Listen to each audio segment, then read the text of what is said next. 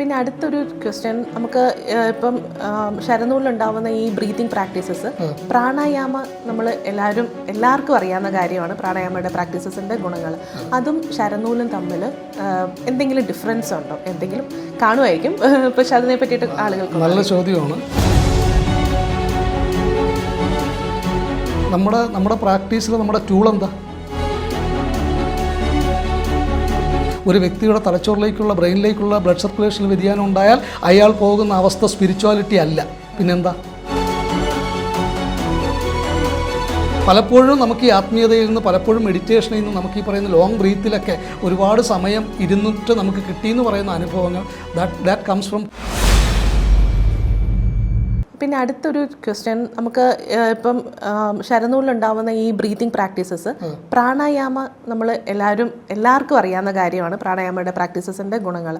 അതും ശരനൂലും തമ്മിൽ എന്തെങ്കിലും ഡിഫറൻസ് ഉണ്ടോ? എന്തെങ്കിലും കാണുമായിരിക്കും, പക്ഷെ അതിനെ പറ്റിയിട്ട് ആളുകൾക്ക് നല്ല ചോദ്യമാണ്. ഈ അടുത്ത കാലത്ത് നമ്മുടെ സയൻസ് ഓഫ് ബ്രീത്തിൽ ക്ലാസ് അറ്റൻഡ് ചെയ്തുകൊണ്ടിരുന്ന ഒരു മാഡം, അവർ സെക്കൻഡ് ലെവലിലേക്ക് എത്തി. ഇങ്ങനെ ലെവൽസ് ഉണ്ടോ? അതെ, നമുക്ക് സ്ഥൂല ശരീര ശരധ്യാനം, സൂക്ഷ്മ ശരീര ശരധ്യാനം, കാരണ ശരീര ശരധ്യാനം എന്നുള്ള 3 തലത്തിലാണ് ശരയോഗ വിധാനം നമ്മൾ പഠിപ്പിക്കുക. അപ്പോൾ അത് പൂർണ്ണമായിട്ട് പഠിക്കാനായിട്ട് ഓരോരുത്തരുടെയും, ഈ നേരത്തെ മാഡം പറഞ്ഞതുപോലെ ഓരോരുത്തരും ആ ബോധത്തിലേക്ക് എത്താനുള്ള സമയം ഡിഫറൻ്റ് ആണ്. ഇപ്പം അങ്ങ് പഠിക്കാൻ വന്നു, അങ്ങേക്ക് ചിലപ്പോൾ ആ ബോധത്തിലേക്ക് 3 ആഴ്ച കൊണ്ടെത്താൻ പറ്റും. ഇനി വേറൊരാൾ വന്നു കഴിഞ്ഞാൽ 3 മാസമായാലും മാനസിക തലത്തിൽ ആ ഡ്യുവാലിറ്റി, കൺഫ്യൂഷനെ അയാൾ ബ്രേക്ക് ചെയ്യില്ല.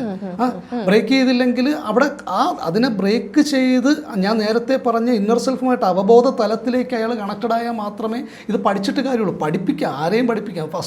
ഫസ്റ്റ് ലെവലും സെക്കൻഡ് ലെവലും തേർഡ് ലെവലും ഒരു ദിവസം കൊണ്ട് പഠിപ്പിക്കാം. പക്ഷേ അത് പഠിച്ചിട്ട് പോയിട്ട് പ്രയോജനം വേണ്ടേ? അപ്പോൾ അത് കണക്റ്റഡ് ആകുക എന്നുള്ളത് പണ്ട് നമ്മുടെ. അപ്പോൾ ഇത് ഒരു സ്പിരിച്വൽ പ്രാക്ടീസ് ആണോ, അതോ ഇതൊരു സ്പിരിച്വൽ പ്രാക്ടീസ് ആണോ, അതോ എന്താ നമ്മളിത് കൺസിസ്റ്റൻ്റ് ആയിട്ട് ഇപ്പം സാറ് പഠിപ്പിച്ചു തരുന്ന കാര്യങ്ങൾ അതൊരു ടൂള് പോലെ, ഒരു ആയുധം പോലെ ഉപയോഗിക്കാൻ പറ്റുന്ന ഒരു കാര്യമാണോ? ഡിഫറൻസ് മനസ്സിലായി. അതിന് ഉത്തരം, നമ്മുടെ പ്രാക്ടീസിൽ നമ്മുടെ ടൂൾ എന്താ? ബ്രെത്ത്, ശ്വാസം. ഈ ടൂൾ എപ്പോഴും നമ്മൾ ഉപയോഗിച്ചുകൊണ്ടിരിക്കുമല്ലേ. ആ ടൂളിനെ നമ്മളിത് പഠിച്ചാലും പഠിച്ചില്ലെങ്കിലും ലോകത്തിലെ സകല ചരാചരങ്ങളും ഈ ടൂള് മുഴുവൻ സമയവും ചാകുന്നത് വരെ ഈ ടൂൾ ഉപയോഗിച്ചുകൊണ്ടേയിരിക്കുകയാണ്. അതെങ്ങനെ ഉപയോഗിക്കണമെന്നാണ് ഞാൻ പഠിപ്പിക്കുന്നത്. അപ്പോൾ ഇത് പഠിക്കുന്നത് കൊണ്ട് ആ ടൂളിനെ നമ്മൾ പ്രത്യേകം കൊണ്ടുവരേണ്ട കാര്യമില്ല. Tool works every time, all time. How to work it, അതാണ് നമ്മൾ പഠിപ്പിച്ചു കൊടുക്കുന്നത്. എങ്ങനെ ശ്വസിക്കണം, ആ ശ്വാസത്തിനെ എങ്ങനെ നമ്മൾ അറിഞ്ഞ് നമ്മൾ നിയന്ത്രിക്കണം, അതാണ് ശരയോഗയിൽ പഠിപ്പിക്കുന്നത്. അതിനുവേണ്ടി നമ്മൾ പ്രാക്ടീസിന് വേണ്ടി സമയം മാറ്റി വെച്ചിരിക്കേണ്ട കാര്യമില്ല. നമ്മൾ സ്വാഭാവികമായിട്ട് അതിലേക്കാണ് അവരെ ഗൈഡ് ചെയ്തുകൊണ്ട് പോകുന്നത്. അവരുടെ ഓരോ ശ്വാസവും പ്രാക്ടീസായി മാറും. അപ്പോൾ അടുത്ത കാലത്ത് ഇതുപോലെ നമ്മുടെ സെക്കൻഡ് ലെവലിലേക്ക്, അത് പറഞ്ഞപ്പോഴാണല്ലോ നമ്മുടെ ലെവൽസിലേക്ക് പോയത്. സെക്കൻഡ് ലെവലിലേക്ക് എത്തിയ ഒരു മാഡം അത് കഴിഞ്ഞിട്ട് നമ്മുടെ ക്ലാസ്സിൽ പങ്കെടുക്കാതെയായി. അപ്പോൾ ഞാനും മെസ്സേജ് അയച്ചു. അപ്പോൾ മെസ്സേജിനും എനിക്ക് മറുപടി തന്നില്ല. അപ്പം ഞാനത് വിട്ടു. കാരണം മാനസികത, ഈ പറയുന്ന കൺഫ്യൂഷൻസിൽ നിൽക്കുന്ന ഒത്തിരി പേരുണ്ട്. അപ്പോൾ അവരെ തിരുത്താൻ നിന്നിട്ട് കാര്യമില്ല. അവർക്ക് സ്വയം ബോധ്യപ്പെടുമ്പോൾ അവർ വരും എന്നുള്ളതാണ്. അത് കഴിഞ്ഞ് കുറച്ച് നാൾ കഴിഞ്ഞപ്പോൾ ചിലർ വരാറുണ്ട്, ചിലർ വരാറില്ല. അപ്പോൾ കുറേ നാൾ കഴിഞ്ഞപ്പോൾ ഈ മാഡം എന്നെ വിളിച്ചിട്ട് പറഞ്ഞു, സാർ വഴക്ക് പറയരുത്. ഞാൻ ചോദിച്ചു, എന്ത് പറ്റി? അല്ല, ഞാൻ ഇവിടെ നിന്ന് പ്രാക്ടീസ് ചെയ്തുകൊണ്ടിരുന്നപ്പോൾ എന്നോട് വേറൊരാൾ പറഞ്ഞു, ഇതല്ല ശരിയായ ശരയോഗ, മറ്റൊരു സ്ഥലത്താണ് ശരിയായ ശരയോഗയുള്ളതെന്ന് പറഞ്ഞ് എന്നെ അവിടെ വിളിച്ചുകൊണ്ട് പോയി. ഞാൻ അവിടെ പോയി കഴിഞ്ഞ 2 മാസമായിട്ട് പ്രാക്ടീസ് ചെയ്യുമായിരുന്നു. അവരവിടെ പ്രാണായാമ രീതികളാണ് പഠിപ്പിച്ചുകൊണ്ടിരിക്കുന്നത്. അനുലോപ വിലോപ പ്രാണായാമവും മെഡിറ്റേഷനും ഒക്കെയാണ് അവർ പഠിപ്പിച്ചുകൊണ്ടിരിക്കുന്നത്. എന്നിട്ട് ഇതുവരെ അവർ ഈ പറയുന്ന സാറ് പഠിപ്പിച്ച എങ്ങനെ പ്രാണനെ നമ്മുടെ ഓരോ മെറിഡിയനിലേക്കും അടക്കി നിർത്താം, എങ്ങനെ ആ ബോധത്തിൽ ജീവിക്കാം എന്നുള്ള ഒരു തരത്തിലുള്ള ശരയോഗ വിധാനത്തിലുള്ള യാതൊരു കാര്യങ്ങളും അവർ വിശദീകരിക്കുന്നില്ല. പ്രാണായാമമാണ് പഠിപ്പിച്ചുകൊണ്ടിരിക്കുന്നത്. അപ്പോൾ എനിക്ക് മനസ്സിലായി, സാറ് പറഞ്ഞതാണ് ശരയോഗയുടെ ശരിയായ രീതിയും. അത് പ്രാക്ടീസ് ചെയ്തപ്പോൾ എനിക്ക് നന്നായിട്ട് കണക്ട് ചെയ്യാനും പറ്റുന്നുണ്ടായിരുന്നു. ഒരാൾ എന്നെ പറഞ്ഞ് കൺഫ്യൂസ് ചെയ്തു, ഞാൻ പോയി. ഞാൻ പറഞ്ഞു, നിങ്ങൾ കൺഫ്യൂസ്ഡ് ആയെങ്കിൽ യു ആർ ഇൻ ഡ്യുവാലിറ്റി. നിങ്ങൾ മാനസിക തലത്തിലായതുകൊണ്ടാണ് ഒരാളെ നിങ്ങൾക്ക് കൺഫ്യൂസ് ചെയ്യാൻ പറ്റിയത്. നിങ്ങൾ ബോധത്തിലായിരുന്നെങ്കിൽ നിങ്ങൾക്ക് ഒരിക്കലും ആ കൺഫ്യൂഷൻ ഉണ്ടാവില്ലായിരുന്നു. അപ്പോൾ എന്തായാലും ശരി, തിരിച്ചു വന്നു. അപ്പോൾ ഈ പ്രാണായാമത്തിൻ്റെ പ്രസക്തി, പ്രാണായാമം is entirely different practice. Pranayama അഷ്ടാംഗയുടെ ഭാഗമാണ്. പ്രാണായാമയിൽ നമ്മുടെ ശ്വാസത്തിൻ്റെ ഗതിയെ, ശ്വാസത്തിൻ്റെ വേഗതയെ, ശ്വസിക്കുന്നതിൻ്റെ സ്പീഡിനെ നമ്മൾ കൂട്ടുകയും കുറയ്ക്കുകയൊക്കെ ചെയ്യുന്നുണ്ട്. ഫോർ എക്സാമ്പിൾ, പല പ്രാക്ടീസുകളും ലോങ് ബ്രീത്തിങ്, ഫാസ്റ്റ് ബ്രീത്തിങ്, ഇത് പ്രാണായാമയിലും മറ്റ് പല ബ്രീത്തിങ് പ്രാക്ടീസുകളിലും ഉണ്ട്. അപ്പോൾ നമ്മൾ സാധാരണ ഒരു മെഡിറ്റേഷൻ ക്ലാസ്സിൽ പോയിരുന്നാൽ നമുക്ക് കിട്ടുന്ന ആദ്യത്തെ ഇൻസ്ട്രക്ഷൻ എന്താ? ടേക്ക് എ ലോങ് ബ്രീത്ത് എന്നാണ് ആദ്യം പറയുന്നത്, അല്ലേ? അപ്പോൾ ഈ ലോങ് ബ്രീത്ത് എടുത്താൽ എന്താ, നമുക്ക് സ്പിരിച്വാലിറ്റി കിട്ടും. അല്ലെങ്കിൽ നമുക്ക് നമ്മുടെ കോൺസെൻട്രേഷൻ വർദ്ധിക്കുമോ, നമ്മുടെ ഫോക്കസ് വർദ്ധിക്കുമോ, എന്താ സംഭവിക്കുക? നമ്മൾ പറയാറുണ്ട് ലോങ് ബ്രീത്ത് എടുക്കുന്നതിലൂടെ എന്തോ കിട്ടുമെന്ന് കരുതുന്നവർ പറയാറുണ്ട്. ലോങ് ബ്രീത്ത് എടുക്കുമ്പോൾ നമ്മൾ ഒരുപാട് ഓക്സിജൻ ഉള്ളിലേക്ക് എടുക്കും. അപ്പോൾ നമ്മുടെ വൈറ്റൽ കപ്പാസിറ്റി കൂടും, നമ്മുടെ ഫോക്കസ് വർദ്ധിക്കും, നമ്മുടെ കോൺസെൻട്രേഷൻ കൂടും. അപ്പോൾ നമുക്ക് ആത്മീയതയിലേക്ക് കണക്ട് ചെയ്യാൻ പറ്റും എന്നാണ് അവരുടെ വ്യാഖ്യാനമെങ്കിൽ ആധുനിക വൈദ്യശാസ്ത്രം വളരെ വ്യക്തമായിട്ട് പറയുന്നുണ്ട്. നിങ്ങൾ ശ്വാസത്തിൻ്റെ സ്വാഭാവിക ഗതിയെ തെറ്റിച്ചാൽ ഒരു മനുഷ്യൻ ഒരു ദിവസം 21,600 ശ്വാസം ഉള്ളിലേക്ക് എടുക്കുന്നുണ്ട്. അതിനെ നമ്മൾ മിനിറ്റിലേക്ക് കൺവേർട്ട് ചെയ്താൽ ഒരു 15 ശ്വാസം വരും. നമ്മുടെ ഹാർട്ട് ബീറ്റ് ഒരു മിനിറ്റിൽ 72 ഹാർട്ട് ബീറ്റ്. അത് 72 എന്നുള്ളതൊരു 30 ആയി കഴിഞ്ഞാൽ എന്ത് പറ്റി? അവനെ എത്രയും പെട്ടെന്ന് കൊണ്ട് ഹൃദ്രോഗ ആശുപത്രി കൊണ്ട് അഡ്മിറ്റ് ചെയ്യേണ്ടി വരും. അപ്പോൾ ഈ പറഞ്ഞതുപോലെ ശ്വാസഗതിയെ വല്ലാണ്ട് നമ്മൾ അതിൻ്റെ വേഗതയെ, സ്വാഭാവിക വേഗതയെ നമ്മൾ ആൾട്ടർ ചെയ്യാൻ പോയാൽ അവിടെ നമ്മൾ ലോങ് ബ്രീത്ത് എടുത്തുകൊണ്ട് നമ്മൾ 1 മിനിറ്റിൽ 15 ശ്വാസം എടുക്കേണ്ടതിൻ്റെ സ്ഥാനത്ത് 5 ശ്വാസം എടുത്താൽ അവിടെ ആരോഗ്യം മെച്ചപ്പെടും, ആയുസ് മെച്ചപ്പെടും, കൂടുതൽ ഓക്സിജൻ ഉള്ളിലെത്തുന്നത് കൊണ്ട് നമ്മൾ ആത്മീയമായി ഉണരും എന്ന് പറയുന്ന വാദത്തിനെ ശരിയായ ശാസ്ത്രീയ പഠനങ്ങളിലൂടെ ആധുനിക വൈദ്യശാസ്ത്രം തന്നെ അത് തെറ്റാണെന്ന് തെളിയിച്ചിട്ടുണ്ട്. കാരണം നമ്മൾ ലോങ് ബ്രീത്തിലേക്ക് പോകുമ്പോൾ യഥാർത്ഥത്തിൽ ഓക്സിജൻ്റെ അളവല്ല നമ്മുടെ ഉള്ളിൽ വർദ്ധിക്കുന്നത്, നമ്മുടെ ഉള്ളിൽ കാർബൺ ഡൈ ഓക്സൈഡിൻ്റെ അളവ് കുറയും. അപ്പോൾ നമുക്ക് ചോദിക്കാം, എന്തിനാണ് കാർബൺ ഡൈ ഓക്സൈഡ്? നമ്മൾ എക്സെൽ ചെയ്ത് കളയുന്ന കാര്യമല്ലേ? Carbon dioxide has also a purpose in us. നമുക്ക് കാർബൺ ഡൈ ഓക്സൈഡിന് നമ്മളൊരു പർപ്പസ് ഉണ്ട്.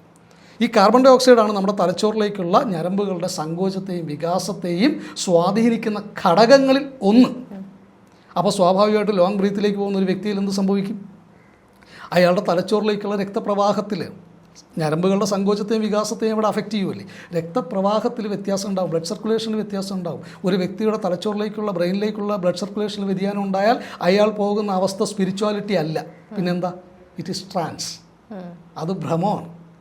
പലപ്പോഴും നമുക്ക് ഈ ആത്മീയതയിൽ നിന്ന്, പലപ്പോഴും മെഡിറ്റേഷനിൽ നിന്ന് നമുക്ക് ഈ പറയുന്ന ലോങ് ബ്രീത്തിലൊക്കെ ഒരുപാട് സമയം ഇരുന്നിട്ട് നമുക്ക് കിട്ടിയെന്ന് പറയുന്ന അനുഭവങ്ങൾ ദാറ്റ് കംസ് ഫ്രം ട്രാൻസ്. അതൊരു ട്രാൻസിൽ നിന്നുണ്ടാകുന്ന അനുഭവമാണ്. നമുക്ക് അങ്ങനെയുള്ള ആ ഭ്രമമല്ല നമുക്ക് വേണ്ടത്, അനുഭൂതികളല്ല നമുക്ക് വേണ്ടത്, അനുഭവങ്ങളാണ്. റിയാലിറ്റിയിൽ നിന്ന്, ബോധത്തിൽ നിന്നുള്ള അനുഭവമാണ് നമ്മൾ വേണ്ടതെങ്കിൽ നമ്മൾ ഒരിക്കലും, ശരയോഗ പറയുന്നു, നിങ്ങൾ നിങ്ങളുടെ സ്വാഭാവിക ശ്വാസഗതിയിൽ നിന്നുകൊണ്ട് പ്രാക്ടീസ് ചെയ്യണം. അതാണ് ഞാൻ പറഞ്ഞത്, ശരയോഗ പഠിക്കുമ്പോൾ നിങ്ങൾ പ്രാക്ടീസിന് വേണ്ടി സമയം കണ്ടെത്തിയിരിക്കേണ്ട. നിങ്ങൾ എടുക്കുന്ന ഓരോ ശ്വാസവും പ്രാക്ടീസാണ്, ഓരോ ശ്വാസവും പ്രാക്ടീസാണ്. അപ്പോൾ പ്രാണായാമവും ശരയോഗയും തമ്മിൽ ബന്ധമില്ല. ഇവിടെ ശരയോഗയുടെ പേര് പറഞ്ഞ് ഇത്തരത്തിൽ പ്രാണായാമം പഠിപ്പിക്കുന്നുണ്ട്. പ്രാണായാമം തെറ്റെന്നല്ല ഞാൻ പറഞ്ഞത്, it is A different practice. അതിനെ കുറിച്ച് വിലയിരുത്താൻ ഞാൻ ആളല്ല. ഓക്കെ സാറേ, നമ്മൾ ഞങ്ങൾ കൂടുതലും ഈ ഇന്നർ ചൈൽഡ് ഹീലിങ്ങും വൂംബ് ഹീലിംഗ് അങ്ങനെയുള്ള പലതരത്തിലുള്ള ഹീലിംഗ് പ്രാക്ടീസസാണ് നമ്മൾ ചെയ്യാറുള്ളത്, സെഷൻസ് കൊടുക്കാറുള്ളത്. അപ്പം നമുക്ക് ഈ ശരനൂൽ ശാസ്ത്രത്തിലൂടെ നമുക്ക് ഈ ഇന്നർ ചൈൽഡ് വൂണ്ട്സ്, അതായത് നമുക്ക് ചെറുപ്പകാലത്തിൽ നമുക്ക് കിട്ടിയിട്ടുള്ള പെയിനും വൂണ്ട്സും, ഇതിനെയൊക്കെ നമുക്ക് ശരനൂൽ വെച്ചിട്ട് ഹീൽ ചെയ്യാൻ പറ്റും. ശരനൂൽ ശാസ്ത്രം, ശരയോഗ is the science dealing with living in the present. ഈ പ്രസൻറ്റിൽ ജീവിക്കാനാണ് ശരയോഗ നിങ്ങളെ പഠിപ്പിക്കുന്നത്. അങ്ങ് ചോദിച്ച ചോദ്യത്തിൽ തന്നെ ചെറുപ്പകാലത്തുണ്ടായ അനുഭവങ്ങൾ, ദാറ്റ് ഈസ് പാസ്റ്റ്. അതിൽ നിന്ന് നമുക്കുണ്ടായ പെയിൻ, അപ്പോൾ പാസ്റ്റിലേക്ക് കണക്റ്റഡ് ആയാൽ നമുക്ക് കിട്ടുന്നത് പെയിൻ. ഇനി ഫ്യൂച്ചറിലേക്ക് നമ്മൾ കണക്ട് ചെയ്യാൻ ശ്രമിക്കുമ്പോൾ നമുക്കുണ്ടാകുന്നത് ആങ്സൈറ്റി. അപ്പോൾ നമ്മൾ പലപ്പോഴും ഇത് നമ്മുടെ ചുറ്റിനും വരുന്നവരെ സംബന്ധിച്ചിടത്തോളം, നമ്മളെ ചുറ്റിനും ഇപ്പം നമ്മളൊരു ക്ലയൻറ്റ് വന്നു, അങ്ങ് പറഞ്ഞതൊരു ക്ലയൻറ്റ് വന്നു, ആ ക്ലയൻറ്റിനെ സംബന്ധിച്ചിടത്തോളം അയാളുടെ പെയിനിൻ്റെ കാരണം, അയാളുടെ കുട്ടിക്കാലത്തുണ്ടായ അനുഭവം അയാളിൽ പെയിനായി വർക്ക് ചെയ്യുകയാണെങ്കിൽ അതിന് കാരണം he is living in his past. That is the reason. അപ്പോൾ നമ്മൾ അങ്ങയുടെ ഹീലിംഗ് മൊഡാലിറ്റിയിൽ നിന്നുകൊണ്ട് അതിന് ഹീലിംഗ് കൊടുക്കുമ്പോൾ ശരയോഗ ചെയ്യുന്നത് അവനെ പ്രസൻറ്റ് ജീവിക്കാൻ പഠിപ്പിക്കുന്നതാണ്. ആ പ്രസൻറ്റിലേക്ക് വരുമ്പോൾ അവനുണ്ടാകുന്നത് ബോധമാണ്. എന്ത് ബോധം? അവൻ എന്തിനെ തേടുന്നു അത് അവൻ തന്നെയാണെന്നുള്ള ബോധം. തത്വമസി, അഹം ബ്രഹ്മാസ്മി. ഈ തത്വമസി എന്ന് എഴുതി വെച്ചിരിക്കുന്നത് ശബരിമലയില. ഈ ശബരിമലയിൽ ശാസ്താവിരിക്കുന്നിടം Sannidhanam. That is present. That is present. അപ്പോൾ പ്രസൻറ്റിലേക്ക് വന്നു കഴിഞ്ഞാൽ നമുക്ക് പ്രസൻറ്റിൽ ജീവിക്കാൻ സാധിച്ചാൽ, ശരയോഗ അതാണ് പഠിപ്പിക്കുന്നത്, you can live in your present, you can eradicate your past and your future. നിങ്ങളുടെ പാസ്റ്റിനെയും ഫ്യൂച്ചറിനെയും നിങ്ങൾക്ക് ഇറാഡിക്കേറ്റ് ചെയ്യാം, സംഹരിക്കാം. ദാറ്റ് ഈസ് റിയൽ ശിവബോധ. അതാണ് ശരിയായ ശിവബോധം. ആ പ്രസൻറ്റിലേക്ക് വരിക, live in the moment, live in the present. നമ്മൾ പാസ്റ്റിലും ഫ്യൂച്ചറിലും ജീവിക്കുമ്പോഴാണ് പലപ്പോഴും ഈ പറയുന്ന ഭയം, പെയിൻ, ആകത്തുക ഭയമാണ്, ഫിയറിലേക്ക് നമ്മൾ പോകുന്നത്. ആ ഫിയറിന് ഉത്തരം തേടിയാണ് ആൾക്കാർ ഓടിക്കൊണ്ടേയിരിക്കുന്നത്. പാസ്റ്റിലും ഫ്യൂച്ചറിലും പോയിട്ട് ഈ ഫിയറിൽ നിന്ന് എങ്ങനെ പുറത്ത് കിടക്കാം, ഈ ഭയത്തിൽ നിന്ന് എങ്ങനെ പുറത്ത് കിടക്കാം. പാസ്റ്റിലും ഫ്യൂച്ചറിലും ഉണ്ടായ അനുഭവങ്ങൾ, ഫ്യൂച്ചറിലുണ്ടാകുന്ന അനുഭവങ്ങളെക്കുറിച്ചുള്ള അവരുടെ ഒരു പ്രതീക്ഷ, ഇനി ഇങ്ങനെ സംഭവിക്കും, ആങ്സൈറ്റി.